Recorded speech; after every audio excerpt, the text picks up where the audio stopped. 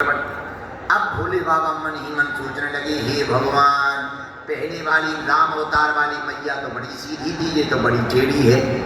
अब दर्शन नहीं होंगे, सब गड़बड़ा जाएगा, हमारा मन नहीं लगेगा, क्या करें। सोई चेला से बोले, चलो चेले, मैया खतरनाक है। अब काकभुसुंडी जी को लेकर के भगवान भोले बाबा गोकुल में एक बरगद के वृक्ष के नीचे बैठ गए। अब भगवान ने सोचा, सही बात है, मैया तो बड़ी टेढ़ी है, दर्शन ही नहीं कराए रही तो क्या करें। ठाकुर जी ने ही लीला करी, जो कभी रोते नहीं वो रोने लगे, जगत को हंसाने वाले ब्रह्म रोने लगे। अब रोए सुमैया ने हाथ में लिया, अरे लाला काहे गो, चुप है जा, चुप है जा, अरे लाला काहे गो। और ज्यों मैया ने गोद में लो, सोई ठाकुर जी ने वॉल्यूम बढ़ाए दो और जोर से रोने लगे, अरे अरे लाला काहे गो, चुप है जा। ऐसो मैया झुलावे ठाकुर जी को, ज्यों झुलावे सो भगवान और वॉल्यूम तेज कर दे। हे भगवान, ये काहे गो। अब मैया गोद में चुपका, अरे लाला काहे गो, चुप है जा, चुप है जा, बोलो लाला। ऐसो गोद में लेके ऊपर की तरफ खिलावे, गुनगुना बजावे, खिलौना बजावे, सो ठाकुर जी और तेज वॉल्यूम कर। हे भगवान, अब तो प्रजांगनाएं आ गई, गोपियां आ गई, मैया लाला क्यों रो रहा है। यशोदा मैया बोली, मैं क्या बताऊं, जब से मैं चुप कराने की कोशिश कर रही हूँ, पहली बार ऐसो भयो है, इतनी जोर से रो रहा हूँ, काहे गो। एक बूढ़ी गोपी बोली, जे बता, कोई जादू टोना वाला तो नहीं आवा। यशोदा मैया बोली, ऐसो तो न आओ, पर एक बाबा जरूर आओ। अब दर्शन की जिद कर रहा हो तो, पर हमने कराओ नहीं। गोपी बोली, हमें लगे उसी ने कोनो मंत्र मार दो। अब कैसे ठीक होगा, उसी बाबा को बुलाओ, जिसका मंत्र है वही रिटर्न कर सकता है बात से, बाकी तो कोई उपाय नहीं। अब खोजो भाई। एक गोपी भागी भागी गई, भोले बाबा बरगद के पेड़ के नीचे बैठे, महाराज प्रणाम। गुजराओ बाल के, महाराज आपको हमारी महारानी नंदरानी ने बुलाओ है। भोले बाबा बोले, हम काऊ के घर वर नहीं जाते, ऐसे खड़िया पलटन बाबा थोड़ी है, ढकूसला वाले बाबा नहीं है, पहुंचे भाई बाबा है, जिसको दर्शन करना हो यही आ जाए, हम नहीं जाते काऊ के घर। धीरे से काकभुसुंडी जी कान में बोले, जी वो इसी घर से बुलावा आया है जहां प्रभु है, चूक ना जाओ, मौका गड़बड़ हो जाएगी। अच्छा, तो धीरे से बुला के बोले, ये बता, ये वही नंदरानी है जिनके घर पे। हाँ महाराज, अभी अभी छोड़ा भाई हो आपकी कृपा, चलो महाराज। भोले बाबा बोले, चलो। आप जैसे भोले बाबा गए, दरवाजे की देहरी पे पैर रखो, तो भगवान ने और वॉल्यूम बना रोने का। यशोदा मैया को देख करके भोले बाबा बोले, कहो मैया क्यों बुलाया है। मैया बोली, महाराज जब से आप गए हो, हमारा लाला रो रहो है लगाता। अच्छा, ले आओ इसको, नजर वजर लग गई होगी, हम नजर झाड़ने में बहुत माहिर, नंबर 1 की पुजारी है नजर झाड़ने में। अच्छा महाराज, जो हमारे छोरा की नजर झाड़ दो। जैसे ही भोले बाबा ने हाथ में लाओ, सोई ठाकुर जी ने रोना बंद कर दो। अब यशोदा मैया आंखन ही आंखन में गोपियों से बात करें, हैं यही बाबा को मंत्र दो। अब देखो छोरा चुप है। ठाकुर जी आंखों ही आंखों में भोले बाबा से बात करें। भोले बाबा बोले, कहो ठाकुर जी। ठाकुर जी बोले, कहो बाबा। आंखों में सजल हो गए भोले बाबा के, नेत्र भरा है, हमारे कारण आपको रोना पड़ा। भगवान बोले, कोई बात नहीं। देखते देखते इतने तल्लीन हो गए कि बाबा की समाधि लगने लगी। भगवान ने सोचा कहीं समाधि लग गई तो हजारों साल नहीं खुलेगी। तो भगवान भी कम चतुर नहीं है, दाढ़ी पकड़ के बाबा की हिला दी, दाढ़ी पकड़ी और हिला दी, सोई बाबा की समाधि खुल गई। ले मैया, तेरो लाला चुप है गो। जय हो महाराज, खूब आशीर्वाद दो हमारे छोरा को, खूब आशीर्वाद दो। भोले बाबा अपने कैलाश पर्वत को चले गए। इधर राजा कंस को दिमाग खराब हो गया, जब से कन्या ने कहा कि तुम्हारा मारने वाला तो पहले ही ब्रज में प्रकट हो चुका है, तब से राजा कंस मारने का उपाय करने लगा। एक कंसेन प्रहिता घोरा, पूतना बाल घातनी। पूतना को बुलाओ, इधर आओ। जी महाराज, तुम हमारा एक काम करोगी क्या, ब्रज में जितने नवजन्मित शिशु हैं, जाओ पूतना सबको मारो। जो आज्ञा महाराज। पूतना ने सभी शिशुओं को, नवजन्मित शिशुओं को मारने का अनुबंध कर दिया। पर कैसे मारोगी? महाराज हम बहुत मायावी हैं, रूप बदल के जानते हैं, चिंता ना करो। पूतना ने अपने स्तनों में कालकूट नामक विष लगाया और ब्रज में जितने नवजन्मित बच्चे थे सबको स्तनपान करा करा करके मारने लगी। कंसेन प्रहिता घोरा पूतना बाल घातिनी। पूतना पूरे ब्रज के बच्चों को मारती हुई गोकुल में आई। उस वक्त नंद बाबा मथुरा गए थे, राजा कंस का कर चुका नहीं, तो घर में केवल यशोदा मैया थी।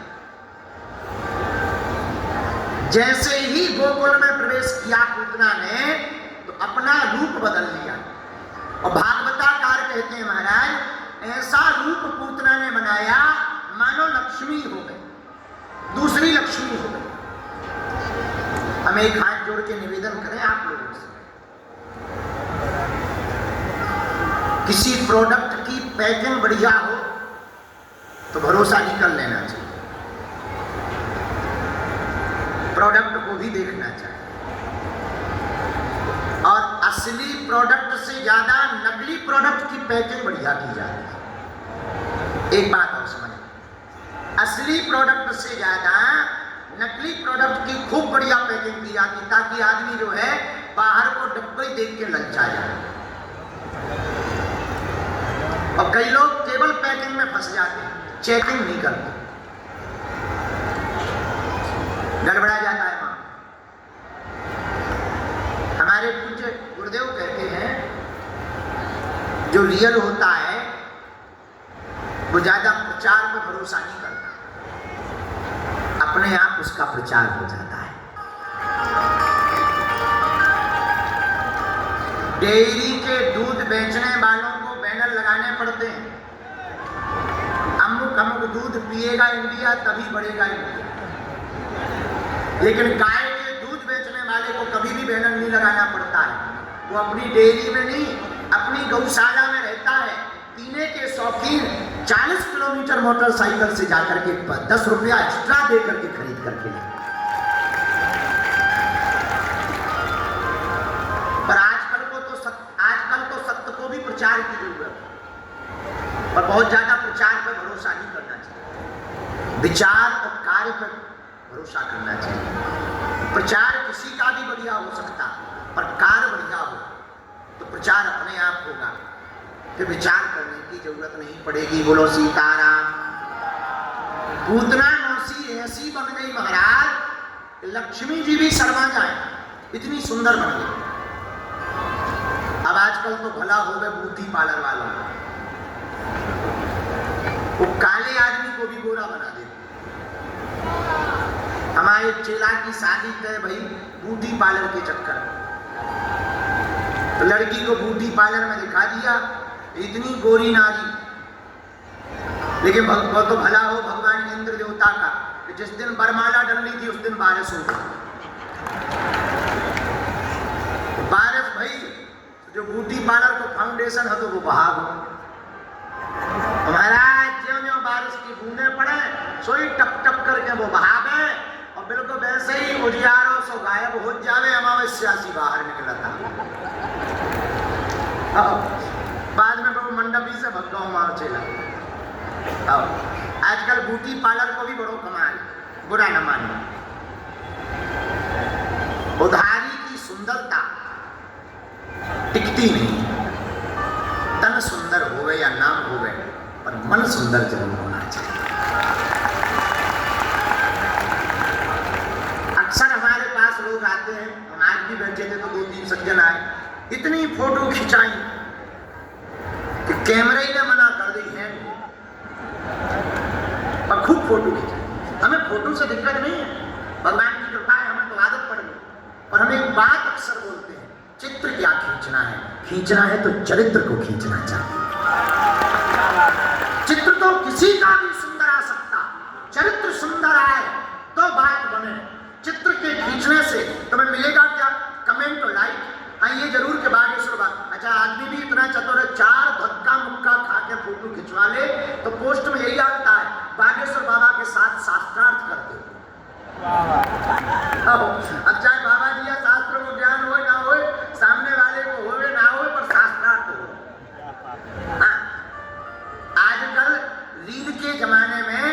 रियल को आदमी गायब हो।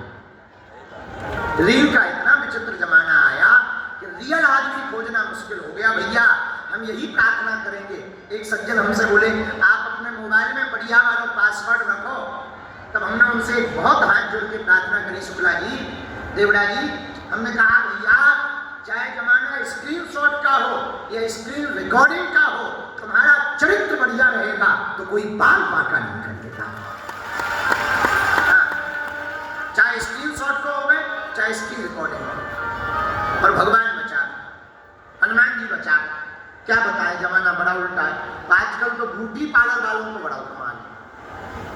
एक बहन जी मरने जा रही थी आत्महत्या करने, तो हमने उन्हें बहुत समझाया। उनके पति भी खड़े थे, हमने कहा मरो मत, लेकिन वो नहीं मानी। पति बोला महाराज माए बाहर में जाने लगे। वो मरने गई, वो मरने के पहले वो ब्यूटी पार्लर में घुस गई। तो हमें भी बड़ी टेंशन भाई, ये मरने जा रही थी ब्यूटी पार्लर में क्यों घुस गई। तो जैसे ही वो ब्यूटी पार्लर से बाहर निकली, हमने कहा बहन जी तुम तो मरने जा रही थी और ब्यूटी पार्लर में क्यों घुस गई। बोले वाह, कल अखबार में फोटो नहीं छपी।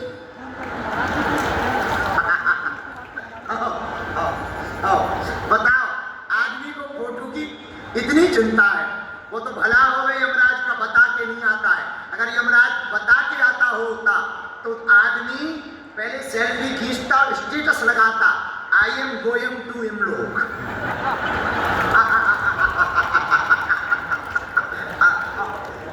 और हिंदी वाले लिखते एक नई यात्रा का अनुभव लेने जा रहा हूं, यमलोक जा रहा हूं। वो तो भला हो यमराज बता के नहीं आता, वरना लोग स्टेटस ही लगाते। बुरा ना मानना, लोगों के स्टेटस लगने लगे हैं, पर स्टेटस खुद के बड़े गड़बड़ हो गए। चित्र सुंदर हो गए, चरित्र बड़े गड़बड़ हो गए। आदमी कई मुखौटे का हो गया, कई चेहरों का हो गया, वास्तविक चेहरा आदमी का गायब हो गया है। मेरे पागलो, हम तुमसे जरूर प्रार्थना करेंगे, तन को चमका पाओ या ना चमका पाओ, मन को जरूर चमकाना। क्योंकि हमारे राम जी को पाने के लिए, हमारे गोविंद को पाने के लिए वो तन की सुंदरता को देख करके नहीं बेचता, हमारा गोविंद तो मन की सुंदरता देख कर।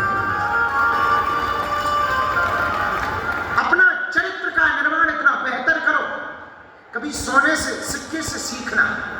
सिक्का नाली में गिर जाता, 5 का सिक्का, पर उसकी कीमत कम नहीं होती, वो 5 का भी रहता है। नाली में गिर करके भी वो 5 का रहता है, कीमत नहीं घटती। जिंदगी भी ऐसी ही होनी चाहिए कि कहीं भी गिर जाओ, कीमत वही बरकरार है, कीमत ना घटे, चाहे रहो कहीं। हमें ऐसी बातें कथा से नहीं बोलनी चाहिए, पर आपको समझाने के लिए मैं प्रार्थना करूं, जिंदगी का चरित्र ऐसा बनाओ। आपकी जिंदगी में कोई भी माहौल आ जाए, कोई भी स्थिति आ जाए, चरित्र वही रहे, आपका कदर पद वही रहे। कोई समझौता नहीं सम्मान के साथ, कोई समझौता नहीं अपनी परंपरा के साथ, कोई समझौता नहीं अपनी नियमावली। आज छत्रपति वीर संभाजी महाराज की जो चर्चा है, उन्होंने सिर कटा दिया पर धर्म नहीं छोड़ा।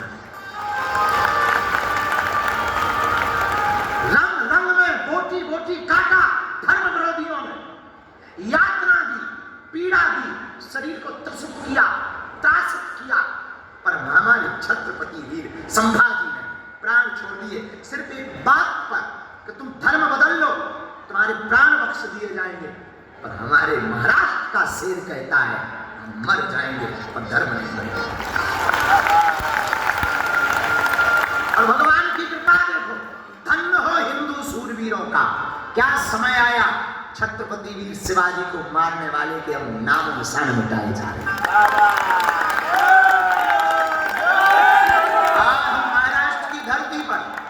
हमारी जब श्री देवेंद्र जी को चर्चा हो रही थी, तब हमने कहा था आपके रहते हुए औरंगजेब का तो नाम निशान मिट जाना चाहिए। अब किसी को बुरा लगे तो लगे, देखो भाई हम तो सुधरने वाले हैं नहीं, किसी को सुधरना हो तो सुधरे। हम मुसलमानों के विरोधी नहीं, हिंदुओं के पक्षधर हैं।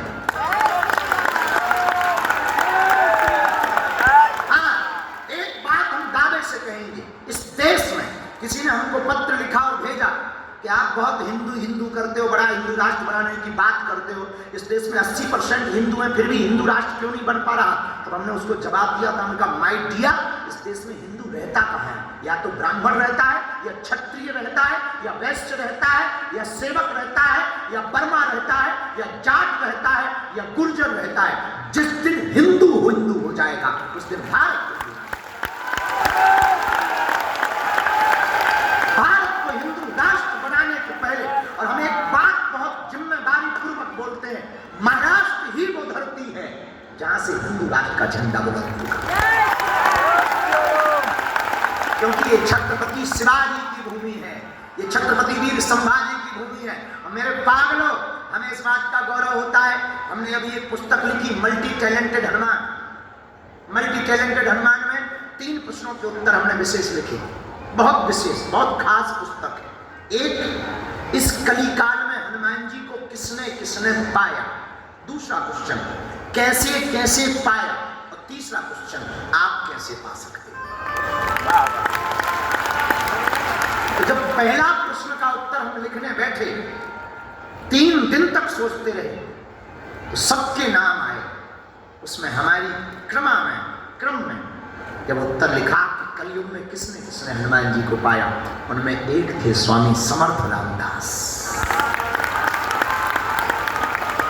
छत्रपति वीर शिवाजी के गुरु जी, जिन्होंने हनुमान जी को पाया और हनुमान जी का साक्षात्कार किया। और हनुमान जी ने कहा कि तुम अपने चेला को बोलो, हिंदवी स्वराज्य की स्थापना का संकल्प।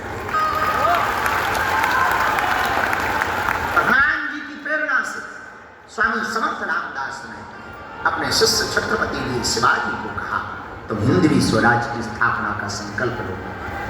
मेरे पागल, आजकल दुनिया के मुखड़े बहुत हो गए। भारत में एक नया ट्रेंड चल रहा है, सेक्युलरिज्म। दुनिया में हमारी नजर में 2 प्रकार के लोग होते हैं, या तो आस्तिक या नास्तिक। ये बीच वाले बड़े खराब हो गए। हिंदू हैं और हिंदू मान ही नहीं रहे, बोले यार हम तो सेक्युलर है, ठटरी के बड़े, तू बाप को बाप नहीं कह रहा। सेक्युलर कोई बात होती है, या तो आस्तिक बन या नास्तिक बन। अच्छा, आस्तिक नास्तिक नहीं भी बनना है तो कम से कम यार वास्तविक तो बन। तो जो तू है बन, लेकिन खाता तू भारत का, पीता भारत का, हवा भारत की, गंगा भारत की, और तू दंगा भारत में जाएगा।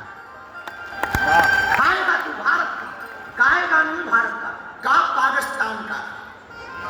ये गा रहा वालों का। एक व्यक्ति ने हमको पूछा कि आपकी मुसलमानों पर क्या टिप्पणी है?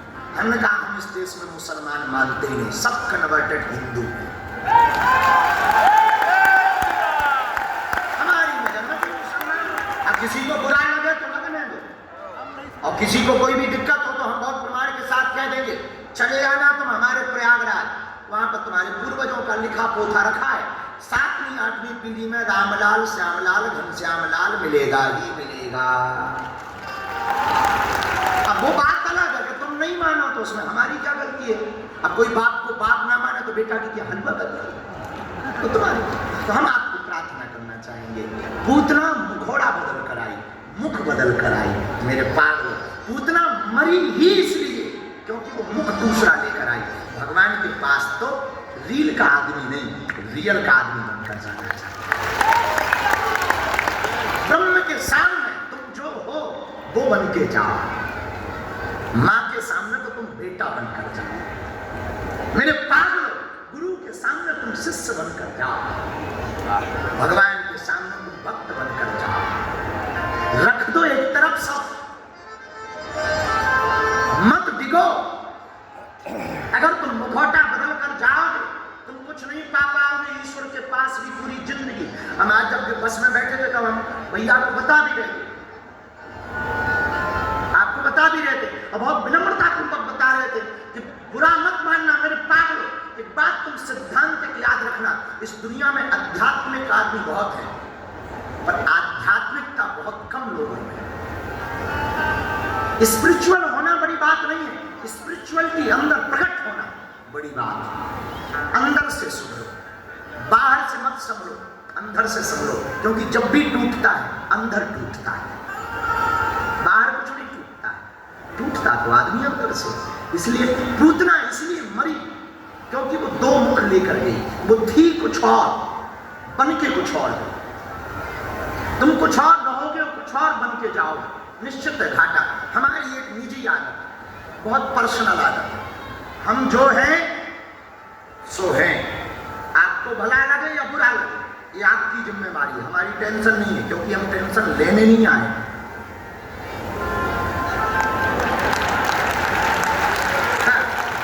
हम टेंशन लेने नहीं आए हैं, और हम काहे को टेंशन लेवे, और किस बात की टेंशन लेवे, और क्यों लेवे, हम लेने आए नहीं हैं। तुम लोगों को नहीं,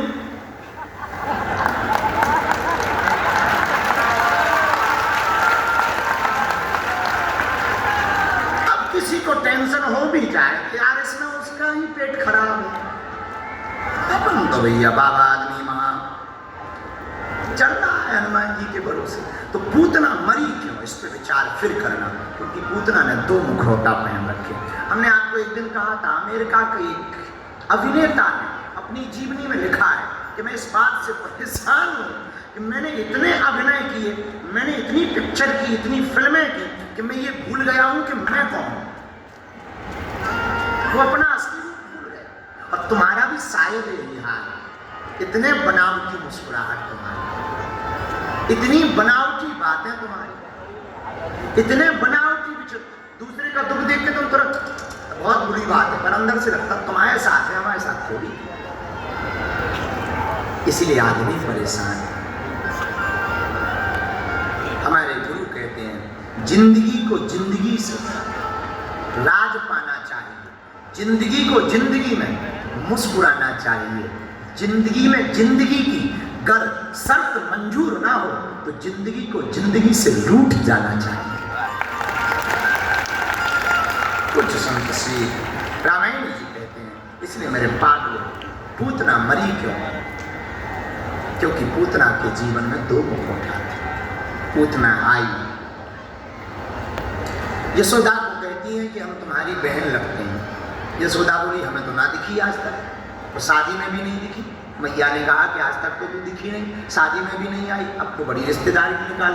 मैं बाहर नहीं रही, मैं तुम्हारी बिल्कुल नजदीकी रिश्तेदार हूँ।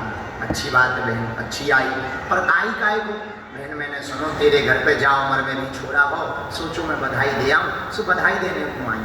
अच्छा मैं बिराज बहुत अच्छी आई, पर सुन अभी हाल मैंने लाला को पल्ला में सुला दूँ, तू बाद में आना, फिर लाला को देख लेना।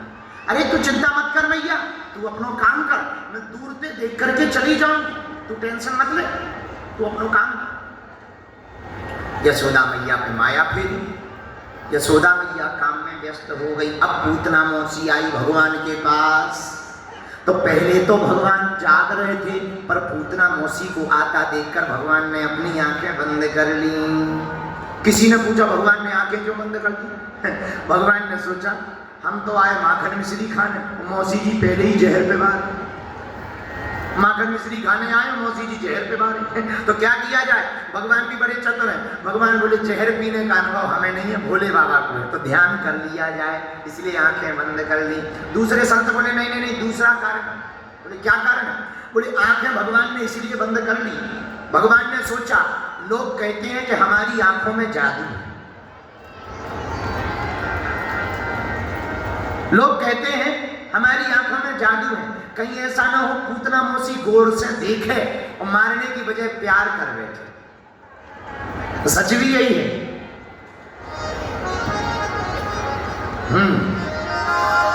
जादू भरी तेरी आंख